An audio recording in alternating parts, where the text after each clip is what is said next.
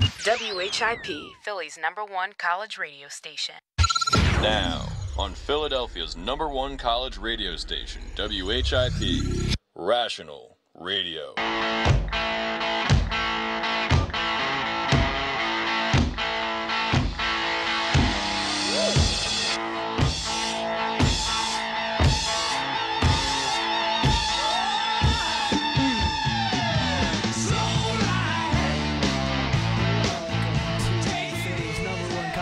Station WHIP. You're here on Rational Radio with Ryan, Nate, and Noah. We are talking about all the top stories today in the local Philadelphia area as well as the world.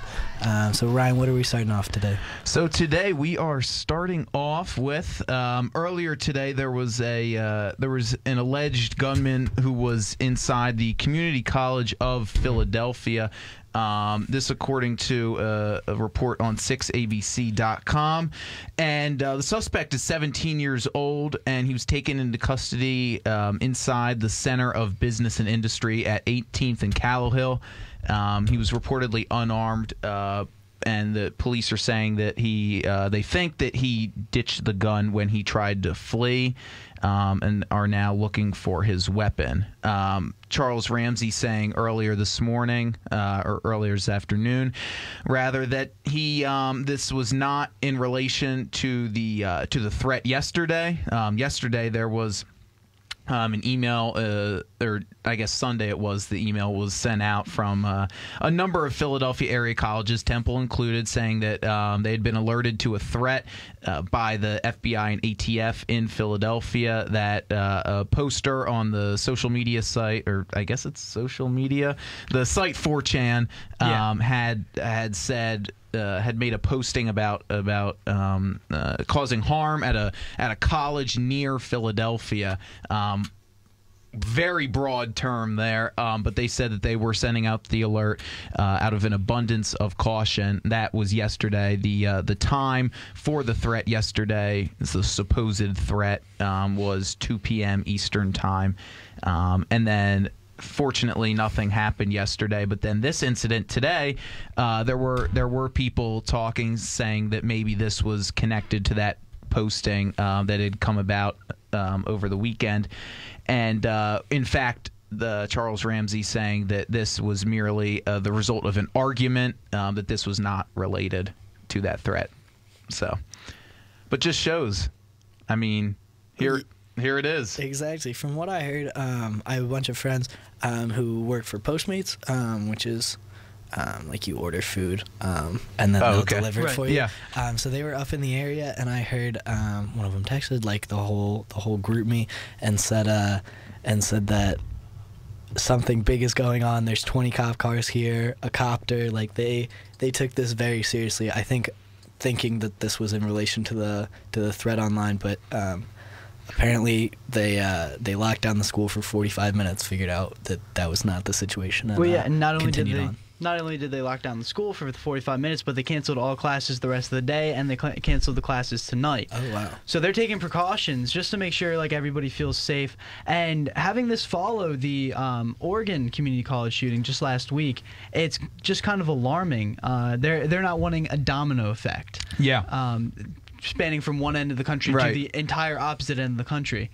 I think they're just taking the precaution in order to calm everything down and get everything settled, and they'll probably start back up with classes tomorrow. And that's what it's scary. The scary aspect of social media is that one idiot can do something on one side of the country, some other idiot decides, oh, that got a lot of attention, I can do this too.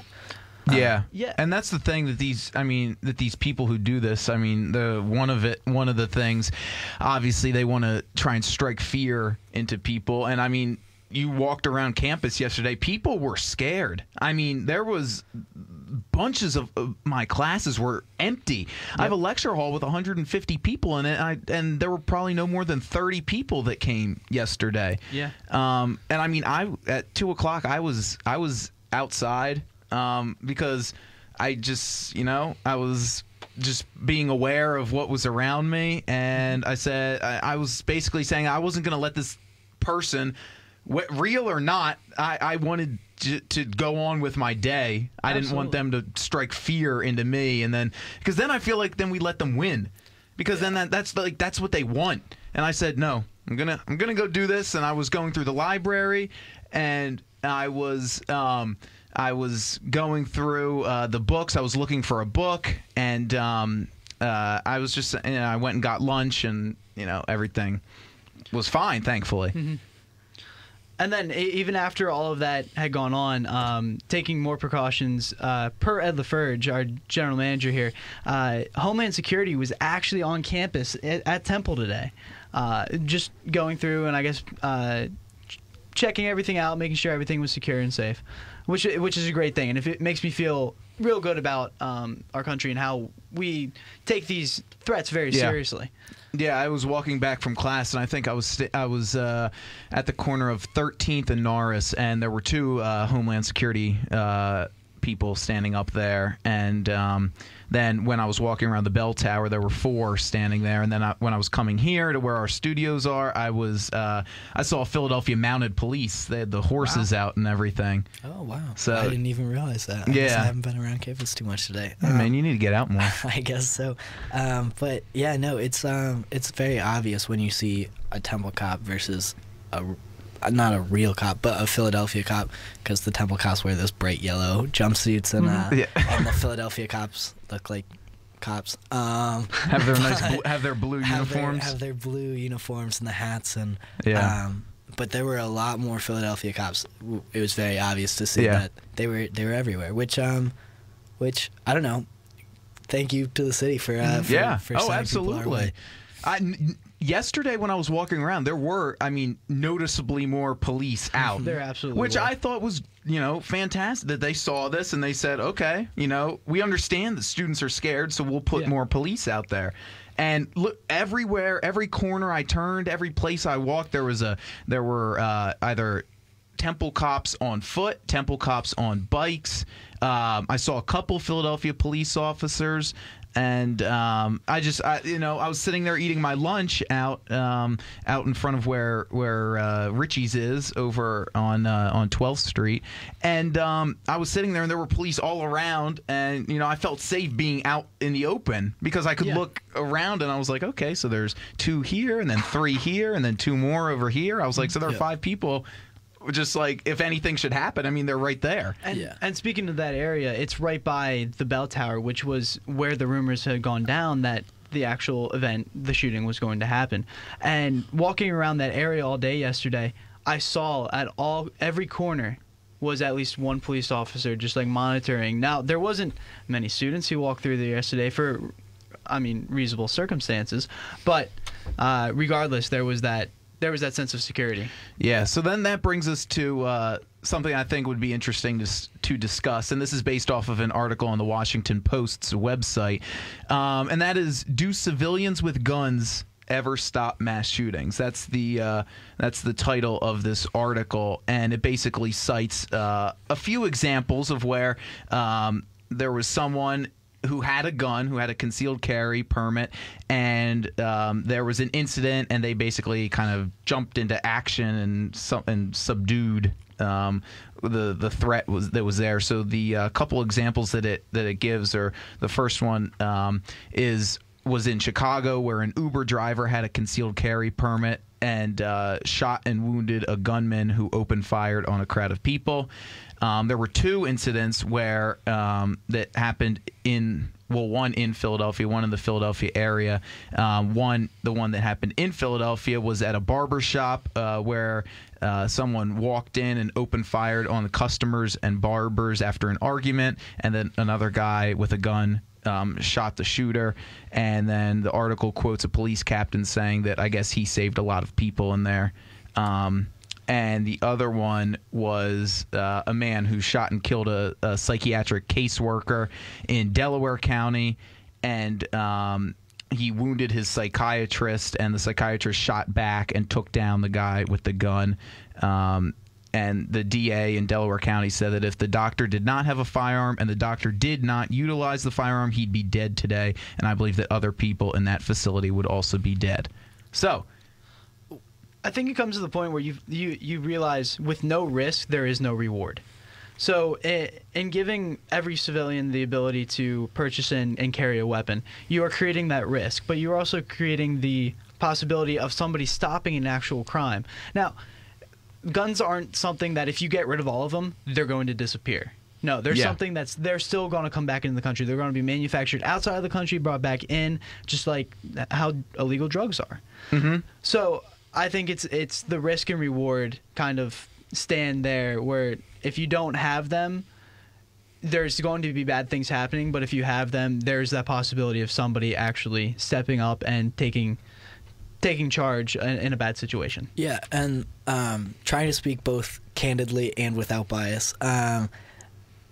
Obviously, no one wants good people not to have the ability to defend themselves, but the difficulty is trying to determine who's good people and who's not good people. That's very true. So with these whole gun debates, it's not that no one should have guns. It's that we want to limit people with bad intentions or issues that might cause them to have bad intentions don't get guns. Right. So I mean, do you guys? I'll open this up to everybody. If you want to give us your perspective, feel free to call us 215-204-9447. We would love to hear what you have to say on this topic. Do we think that we need more gun laws? Do we think that more gun laws will prevent this kind of violence? I mean, it's hard to say because on one hand, the more guns you take out of the equation, the less likely I think it is that something bad will happen. But also at the same time, you get the whole black market. Like, drugs are illegal, but there's still drugs on the streets. If guns are illegal, there'll still be guns on the streets. So I think it's a hard line to walk. Yeah. So my 2 cents for this. I think that we need to focus on enforcing the gun laws that are already in place. The Brady bill to prevent handgun violence is one example, and because even though, like, if you make laws to make it tougher for someone to get a gun, I mean, there's still other options for them to go. Say they know a neighbor or something. They say, "Hey, man, you mind if I borrow your gun for the afternoon or something?" The neighbor says, "Yeah, sure," Not thinking twice about it or whatever, and then this person. So now we have straw purchases, and we have trading of guns, and you go on the black market and you can buy guns. And so, I mean, if we look at this law, I mean, it says that you cannot possess a firearm. You can possess a firearm as long as you're not someone who is illegally in the United States, dishonorably discharged from the military. If you have, now this is for in the United States, if you have been a United States citizen, then given up that citizenship. If you are an unlawful user or addicted to any controlled substance. So that means anybody who uses a drug that is in the Controlled Substances Act isn't allowed to have a gun. Right. But, like, there's ways to get around that, obviously. Like, people fake drug tests all the time. And it's just there's so many variables. I don't know. I think it's very unlikely that we'll get to the bottom of this gun discussion in my lifetime. Yeah. So we'll talk about it a little bit more when we come back from the break, but for now we will take a quick break here on Rational Radio. But keep it tuned to Philly's #1 college radio station. We will be right back.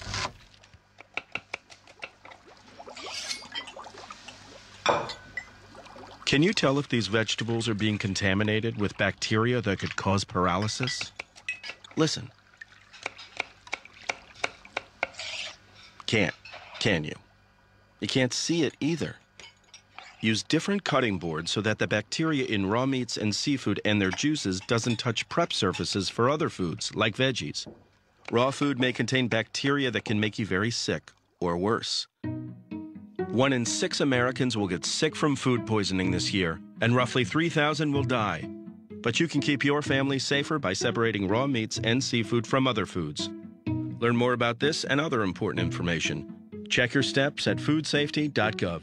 That's foodsafety.gov. A public service announcement brought to you by the U.S. Department of Agriculture, the U.S. Department of Health and Human Services, and the Ad Council. When I grow up, I want to be a new pair of blue jeans. When I grow up, I want to be a kid's first computer. When I grow up, I want to be a glass countertop in a new home. When I grow up, I want to be a kid's best birthday present. When I grow up, I want to be a football stadium. When I grow up, I want to be a warm fleece on a cold day. When I grow up, I want to be a fancy backsplash. I want to be a bike that races around the country. When I grow up, I want to be a bench on a forest trail. I want to be a rocking chair on a sunny porch. I want to be a skyscraper. I want to be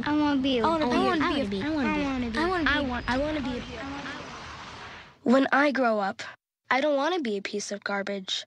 And if you recycle me, I won't be. Give your garbage another life. Recycle. Learn how at iwanttoberecycled.org. A public service advertisement brought to you by Keep America Beautiful and the Ad Council. From the WHIP News Team, I'm Dalton Balthaser, and it's time for your news right now. Philadelphia universities are on alert after a non-specific threat of violence was made. The FBI and the ATF are warning universities in Philadelphia after the threat was posted on 4chan, an anonymous message board last Friday, a day after the shooting in Oregon, praising the gunman for his work. The post read that on October 5th at 1 p.m. Central Time, a fellow robot will take up arms at a university near Philadelphia. Temple Police Executive Director Charles Leone said in an email to all students that they would increase security throughout the university today. The U.S. Coast Guard is looking for survivors after realizing a missing cargo ship sank. The Guard has only found debris from the ship after 96 hours of lost contact. The search in the Caribbean Sea has produced a 225-square-mile debris field with no signs of the ship after it had sunk after Hurricane Joaquin hit the area. An Amtrak train has derailed in Vermont. 4 passengers were hospitalized after the train left the tracks after reportedly striking a rock slide. This comes just 5 months after an Amtrak train derailed near Philadelphia, killing 8 people. For breaking news, follow us on Twitter at WHIP Radio and check out WHIPRadioTU.com. We'll see you in an hour with your news update. Hi, this is John Ondrasik of Five for Fighting, here for RAD, the entertainment industry's voice for road safety. You know, style is a personal thing, and your lifestyle is your business. But if you take it on the road, it becomes everybody's business. So please, plan ahead, designate before you celebrate. Friends, don't let friends drive drunk. A public service announcement brought to you by RAD, the National Association of Broadcasters, and the Ad Council.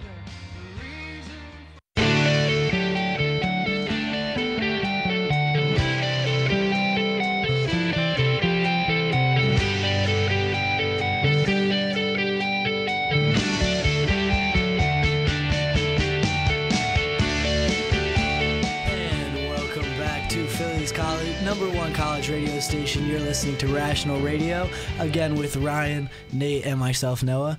If you have at any point anything to add on to our show, you can give us a call, 215-204-WHIP. We'd love to hear from you. Yes, we would. We are now moving into another topic, some world news now, and this has kind of been unfolding over the past few days. But now the top U.S. general in Afghanistan. Basically, what happened is that there was a hospital in Afghanistan that was run by Doctors Without Borders, the organization Doctors Without Borders, and there was an airstrike in the region that was ordered, and the airstrike ended up striking the hospital and killing some of the people inside. And now it was a U.S.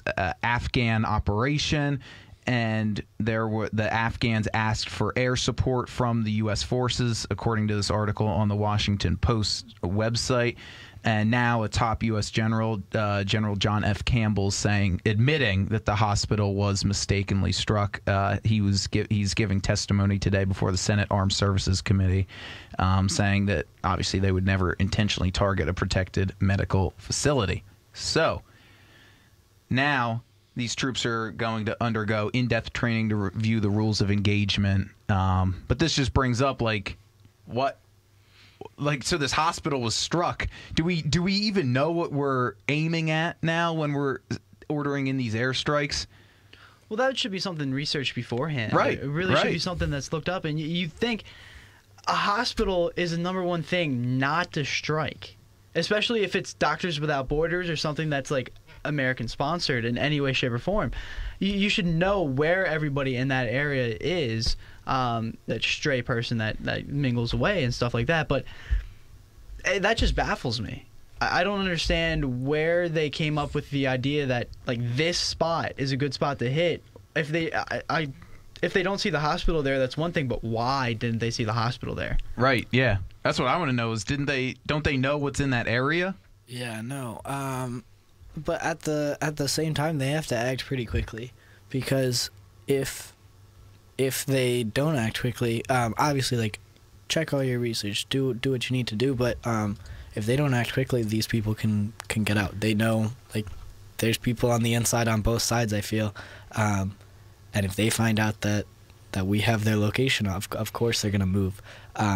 So I'm sure it's pretty up to the minute type of things. Yeah. So the article goes on to say that. Quotes Campbell as saying the attack took place under confused circumstances in the middle of the night. Why were circumstances confused, and why are we just going and ordering airstrikes now? I mean, if we're confused, why are we not saying, all right, hold on, we'll send some sort of ground support in where we can actually see what's going on, as opposed to, all right, we know where you are, we're coming in with the airstrikes, we're coming in with the drones, we'll hope we'll get them all out of there. Or even some sort of aerial view to just see what's actually going on in the area, not even just ground support. Especially because of there's not a great public opinion right now of the war, or I guess conflict in the first place. A lot of people don't think we should be there in general. Yeah. Mm-hmm. So if we're mistakenly airstriking hospitals, that doesn't help public opinion very much, or there's not a whole lot of PR that can help that. Yeah, that's what I want to know is why are we still there? Like, let's go, let's leave, let's be done. All right, let's turn it over to the Afghan security forces. And, let's let them do it. I mean, are we going to be there forever? I mean, because I don't think we're ever going to completely 100% eliminate terrorists there. Because I think they're always training more terrorists. And I think there are always organizations that are radicalizing people, not just in Afghanistan, but all over the world. I mean, are we going to hold the hands of the, Afghan security forces for the rest forever? I mean, they need to learn we need to say, okay, we have been here for over a decade. We have given you the tools to fight. Use these tools against them. That's it. We're done. Exactly. And people join these terrorist organizations because they've gotten a bad impression of the United States, or the Western culture, or whatever they feel necessary. But when we bomb a hospital, of course they're gonna get a bad impression of America, because we just I don't know, the whole situation is just a vicious circle. Yeah. Because there's terrorists, we try and take out the terrorists, we mistakenly bomb a hospital trying to get to the terrorists, which causes more terrorists to join these groups. So yeah, I know. I mean, because there is a common theme in the Middle East that many of these groups are. They do not like the United States one bit. Okay, they see the U.S. as the enemy, the great enemy that they want to go after, and this does not help anything by any means. And looking further into this article, it says that this comes in the middle of whether President Obama is deciding whether to keep 5,000 U.S. troops in Afghanistan beyond 2015. We saw 5,000 troops there, and I mean now it's being labeled as as an advisory role. What do we need 5,000 people there to advise? Yeah, I mean let's go, let's move them out of there, let's be done with this. just move on. It's such a this is getting old. Like this, people dying in Afghanistan and Iraq, even though as their politicians claiming, no, the war is over. Well, the war is not over because we saw 5,000 people that are stuck there. I mean, because he's telling them that no, we need to do this support role. Well, now you have this, confused circumstances where they're trying to work with the Afghani security forces, and they end up bombing a hospital. Like, I don't get it. It's just, I feel like I say this a lot, but it's a hard line to walk with being in this situation and on one hand trying to protect national security, but at the same time trying to get everyone out. So I personally, I feel like we're pretty secure. I mean, they haven't quite hopped over the ocean yet and got to us. But I think it is a threat. I think it's always a threat. Which again, if it's always going to be a threat, there might not be a whole lot we can do about it. Yeah, so this article goes on to say that official combat operations ended last year, and that as a result, there has been little direct contact between the U.S. troops and the Taliban. So, if we don't have direct contact with them, again, what are they doing there? I mean, we are literally like sending them over to this foreign country to sit there and say, all right, this is what you guys need to do. Like, I mean, that's 5,000 people that aren't home with their families because, I mean, they're told to go over there for advisory roles. Now they don't know how long they could be over there because if they keep them past 2015, I mean, that could be, who knows, another 3 years, another 5 years. I mean, until someone deems the Middle East stable or until someone says, all right, enough is enough. They're coming home. We've been there long enough. You guys, come on. You guys can do this yourselves. And then, I mean, because that's ultimately what it's going to take is someone to just say, all right, we're done. They're all gone. And then they're going to be like, okay, well, the U.S. isn't here anymore. Now we got to do this on our own. Yeah. I mean, I think that's something that they need because how are they ever going to fully learn how to fight the Taliban in their own country if we don't, just let them do it on their own? I mean, every time we try to leave, another grassroots organization steps up and tries to kill us again. So at first I don't recall the order. It was Taliban or Al-Qaeda first. I believe Al-Qaeda first. I think it was Al-Qaeda. Al-Qaeda first. Maybe. Yeah. So Al-Qaeda was first. We thought we neutralized them. Then the Taliban sprouts up. We go and try and fight the Taliban, and then all of a sudden ISIS pops up, and so it's just right. It just keeps happening, and things that got us there in the first place continue to occur. Yeah. Because now we're debating whether or not we want to send troops to fight ISIS. I mean, now if we have these troops in Afghanistan, what's that going to be? 5,000 in Afghanistan, then another 5,000 in Syria or somewhere around that area to go fight ISIS, wherever they decide, or back into Iraq where they have done so much damage. I mean, they're like. I mean, then that's 10,000. Say it's another 5,000. Then there are 10,000 troops back in the Middle East. Right. And I mean, it's not that I'm against airstrikes, 100%, but I think something needs to be done to I mean, these are doctors that are trying to help the injuries that have been caused by the war, and it's not just. It's not just injuries as a result from the Taliban. I mean, a lot of it is just is injuries that result from U.S. airstrikes. I mean, and in the region, because it's not like, you pinpoint one single location and that's the only thing that's damaged when an airstrike is called in. I mean, it's a whole area, and these doctors are going to give their expertise and just try and help in an area that's been so ravaged by war that for them to have their hospital bombed, I mean, it doesn't make it. It's crazy. And so at the bottom of this article, it says that this airstrike now ranks as one of the most high profile to result in civilian casualties in Afghanistan, and that back in 2002, AC-130 fired on a wedding party, killing more than 40 people. Yeah, no, I was about to say because this isn't the first time No. that we've accidentally bombed the wrong place. Like, it happens not frequently, but much more often than 0 times. Like, it happens too often, I think. But I don't know. It's just, of course, we don't know everything that goes on with the military and all their thought processes and things like that. But I feel like it's not incredibly difficult to check and make sure that what we're bombing is a safe place to bomb. Yeah. I mean, Secretary of Defense Ash Carter said that in this article, he said at some point in the course of the events there, they did report that they themselves were coming under attack. That much, I think we can safely say. So that's the only thing he can say with confidence what happened, which is also very concerning. That we don't, I mean, that, you know, when this was happening, that this, you know, they don't even know fully what's going on. I mean, it's just,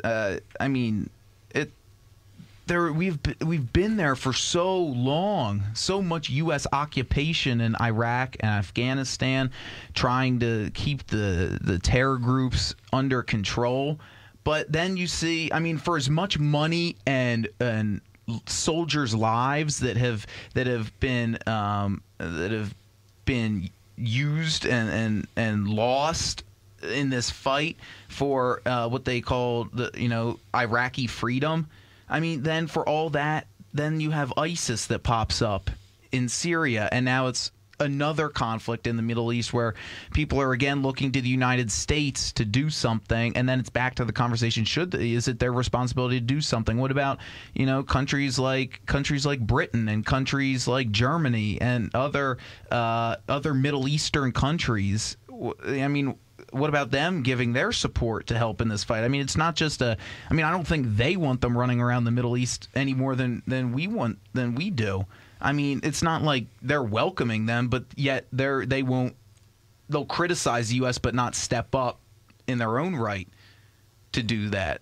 So I mean, it's a tough issue to tackle, because I mean, on the one hand, we have put so much into fighting the terrorism and war in just in the Middle East, and yet what we sought to go do and sought to create a more peaceful, a more democratic environment in Iraq and Afghanistan, free from terrorist influence. I don't know if we accomplished that. I mean, you look at it now, and I mean, what's left of a lot of these places after we've bombed them is nothing. I mean, these towns, they're leveled by these airstrikes, and they are just dirt. Yeah. I mean, that's all. But before, I mean, these people had homes. I mean, before the U.S. came in, I mean, I don't know. I mean, I'm not saying that no intervention was necessary at all, but I don't know that this much large scale, the duration of this mission, I don't know if it served its original purpose. Especially now that we're looking at this. Now this is how many times you say, okay, well, I mean, I don't think you can chalk this up to just being, well, that's a shame. That was just a missed airstrike. Right. I mean, because it's more. I mean, it's not like we just hit an empty field, like we right. hit a hospital. Yeah. I mean, there are people they're trying to flee the war and get help for injuries that they have already received, and that now they can't even do that. Right. So I think it's just so tough to talk about and just think about, try and rationalize all that has been put into this, and just keep saying, no, it's going to turn out better. It's going to turn out better, because obviously there's still a long way to go. And then you hear about incidences like these, and it's just like, I mean, at what cost are we still doing this? Exactly. So we're going to take a quick break, but we will be right back here on Rational Radio on WHIP, Philly's #1 college radio station. Stay with us. It's half past the top of the hour, and here's your WHIP Sports Update. I'm Tom Hanslin, and this report is brought to you by Peerless Boilers. It is Peerless who builds America's best boilers. Well, the Seahawks squeaked by the winless Lions 13-10 last night in Seattle, but it wasn't without a controversial play call as Cam Chancellor forced a fumble on receiver Calvin Johnson at the Seahawks 1-yard line that forced the ball into the end zone. It was then punched out of bounds by KJ Wright. The play was ruled as a touchback and Seattle gained possession, but after the game, the NFL ruled that the play was an illegal batting of the football and that Detroit should have had the ball with a 1st and goal. The play was not reviewable at the time. but the ruling was incorrect. Yankees veteran southpaw CC Sabathia will miss the entire postseason due to checking into an alcoholic rehabilitation center on Monday. Here is Yankees general manager Brian Cashman on the matter. It wasn't the phone call I was expecting. We just talked to our club, and everybody, really from the Yankee organization, from ownership on down, teammates, coaches, manager, front office, ownership are supporting CC, and we'll see him another day. And New York will host tonight's American League wildcard game against the Astros. It will be Masahiro Tanaka opposing Cy Young candidate Dallas Keuchel with first pitch at 8 on ESPN. It's 63 degrees with sunshine in Center City, and that's what's happening with reports half past the hour. This is Tom Hanslin, WHIP Sports, your home for the main event weekdays 11 to noon in the Temple Sports Hour from noon to 1. What is that? Oh, it's my time machine. Does it work? Sure, just hit this button. Whoa, dinosaurs, cool. Or we can go here. Hey, that's Napoleon. Oui. Or we can go to the future. Wow, hey, you have this nice house. Do I have a nice house? No, you didn't save any money, always spent it on vacations and stuff. If only there was a way I could go back in time and correct that bad habit. Yep. Okay, the time machine is not real, but the saving thing is. Get in the habit of putting some of your money in savings each week through a 401k, savings account, or financial investments. Put away a few bucks, feel like $1 million. For free ideas and easy tips on saving, go to feedthepig.org. That's feedthepig.org. What does this crazy little button do? Wait, no! This message brought to you by the American Institute of Certified Public Accountants and the Ad Council. People are always talking about the stock market, always looking to invest in a good opportunity, something with the potential to grow. So what if you could invest in the future of kids, like a stock? Not the kind of stock where you invest to make money, but a stock for social change.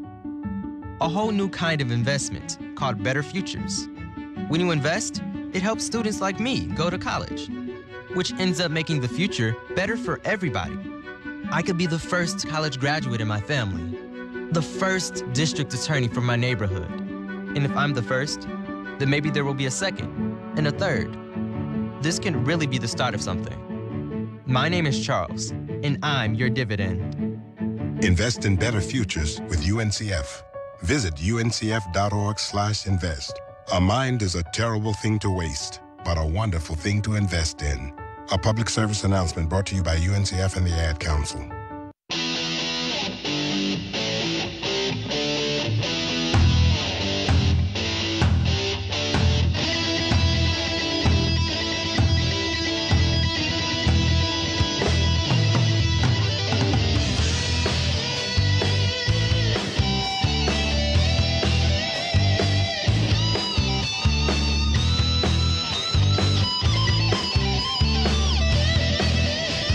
Welcome back, everybody, to Rational Radio on WHIP Radio, Philly's #1 college radio station. We are talking about your money on Wall Street right now. The Dow Jones up 25.5, the NASDAQ down 32, and the S&P 500 down 6.5 nearly, with 20 minutes to go in trading for this Tuesday afternoon. So, yeah, money isn't doing too bad. Dow's up, but the other two are down. So, what do you do? Wall Street profits hit $11.3 billion in 6 months. So I guess you can't really be too upset with that. There's your money. Your money is working on Wall Street, but the fluctuations are something else to discuss. So now we are going to move into something that Nate feels really passionate about. Yeah. And this, according to an article that was published on the Washington Post's website back on Sunday, and it is titled, "Are Parents Ruining Youth Sports? Fewer Kids Play Amid Pressure." And it basically goes on to talk about how the number of children playing team sports is falling, and that it cites data saying that 26 million children ages 6 to 17 played team sports in 2014, which is down 4% from 2009. Some of it is attributed to the recession, But other people think that larger socioeconomic forces are present here. So, Nate, let's see. Let's hear it. So I want to start off by just saying, you know yourself better than anybody else. And don't let anybody make you do anything that you don't want to do. Thank you for that life advice here. With that being said, it's the same thing with sports. Now, I've seen kids go through... They started about 8 years old now. They start with travel sports. They start. It's considered higher competition, and it costs a ton of money. They play year round to the point where the young bodies and the developing bodies just can't handle it. But something that some of the parents don't understand that much is what the young body can actually do. So they're going and playing all year round. They're starting to destroy. Especially in baseball, they're destroying their arms. I've seen many kids get, in 12, 13, 14-year-olds get elbow surgery. That like 50-year-old men usually get because their joints are so bad. Yeah. I see kids that just get burnt out, and parents push their kids to the point now that not only are their bodies starting to deplete, but their grades, their studying habits are starting to deplete because they think that one thing is going to be the rest of their lives. They believe that their parents are pushing them so far into this that they'll go home from school and spend 4 hours at practice, be dead, be almost completely dead, and just go to sleep. They won't have time to study. They won't have time to do homework. They will do absolutely no sort of academic work. And it baffles me on how you can sit there and say, my kid will succeed at this. And it's gotten to the point where kids are just getting almost annoyed with how their parents are pushing them so hard at this one thing. They just don't want to do it anymore. They will just completely drop out. Yeah. And sports is the one thing. It's a game. It's supposed to be fun. It's supposed to be something that you go out, you enjoy. Sitting at a baseball game is one of my favorite things. You sit there and you watch the players play. And now the players now are even stepping up, saying that these travel organizations are starting to ruin it because it become so high competition that kids are basing their whole life off of having this one dream, and their parents are just edging them on, just keep pushing them forward. Now, not saying that parents pushing people forward is a bad thing, but there's a limit. There's a line. Having played 4 different club sports and having the parents, blessed with the parents that I have, I was happy with how they reacted and stuff like that. But I've seen kids just get pushed so far that they fall over on the ground pitching because their elbow hurts so bad from throwing a curveball at 12 years old. Just on the ground crying. It's scary. It's scary. It really is. Yeah, it is scary. I mean, it's you go out to some of these sporting events and you see the parents like out there.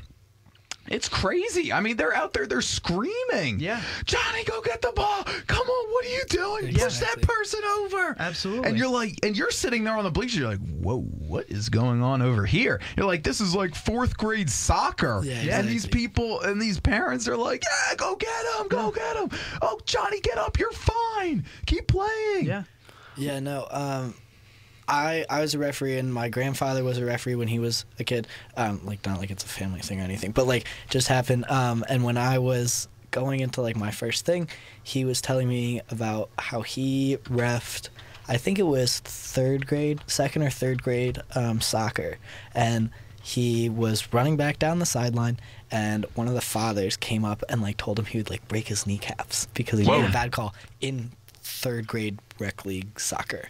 Yep. So it's just like parents get so crazy, and that was what, 20, I don't know how long ago my grandfather was in high school, but don't offend him if he's listening to this right now.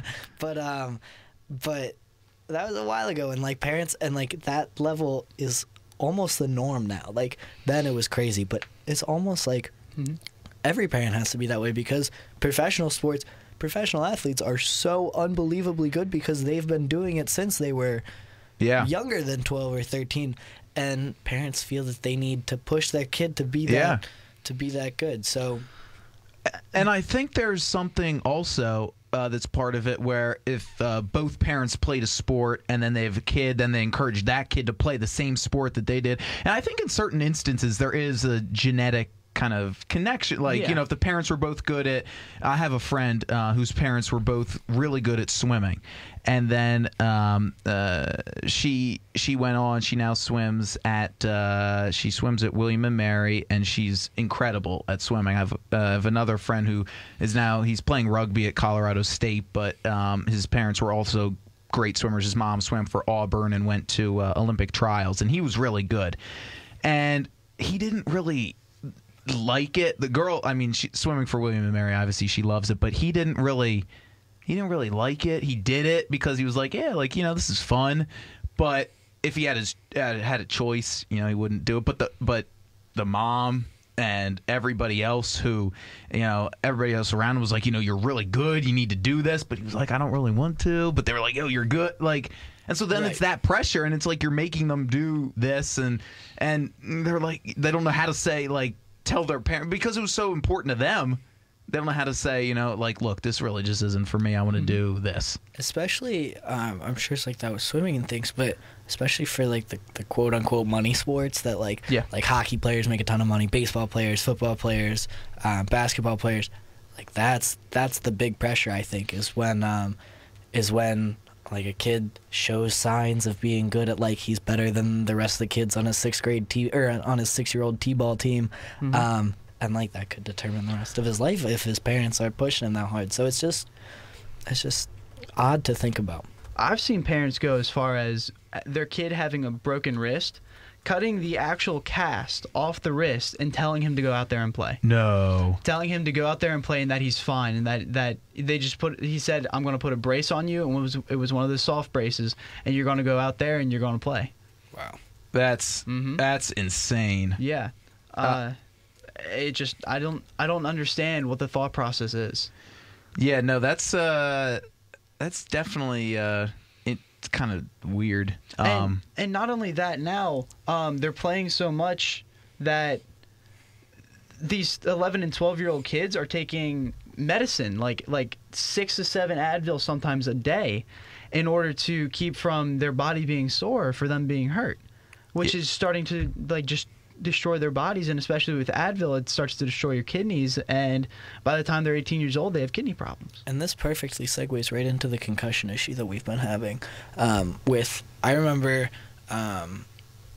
right around, I played lacrosse in high school, and right around when I first started playing in like 7th grade, they first started coming out with that baseline concussion test. That first started getting really big, I think. Yeah.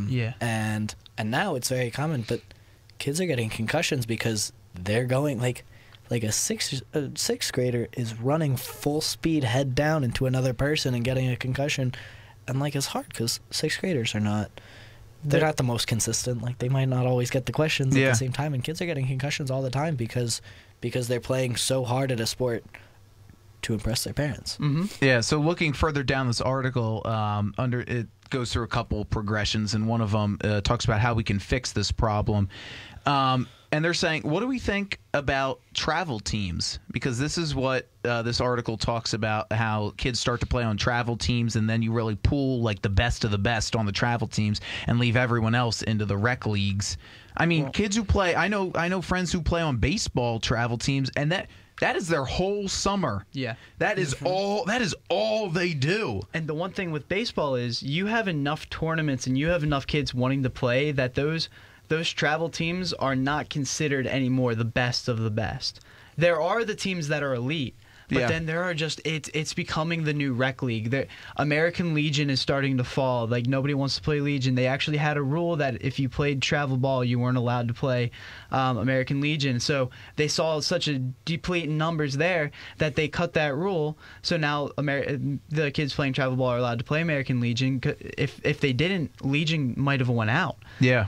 So that travel organization is displaying themselves as having college scouts or better competition and costing a lot more money. People are seeing that as the better option for exposure. And that's the overall idea of travel and AAU sports, is the exposure to colleges. Right. But if you're not, my thing is, if you're not playing in the big tournaments, in the ones that people actually come to, you're just playing a glorified rec league. Yeah. I mean, look at this, though. I mean, you're talking about the injuries earlier. I mean, when you're playing, however many games in a summer, 40 games, 50 games all summer, and you're playing sometimes back to back, like there's some days over the summer I would play 4 games in a day. 4 games in a day. Really? And there would be pitching restrictions, but not anything strict enough that a kid could destroy his arm that day. Yeah. It's kind of, I don't know. I've seen people completely destroy themselves doing so much. And yeah, exactly. You can really injure yourself, and I think the whole college aspect of it. College is so expensive, and the ability for your kid to have a scholarship and go to college for free. Off a sport, that's a big motivator for parents. It absolutely is, but if you make them play as much as some of them are making them play, they will never have that chance. Of course. And then not only will they never have that chance, but with injury comes, and with the absence of something that's been such a big part of your life, might come post-traumatic like stress or depression or something that might actually alter your life completely. Exactly. And it's just a scary thought process, especially being an ex-athlete that I am.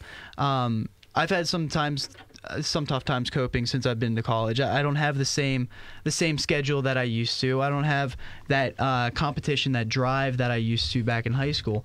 And just thinking about some kids are going that have great grades now are so focused on sports that they go to, like, not saying that it's bad, but they go to like junior colleges or community colleges where they have, some of them have 95% GPAs, like 4.0s, and they could get into high-ranked schools in the nation. But they want to play the sport, so they go to this small school trying to get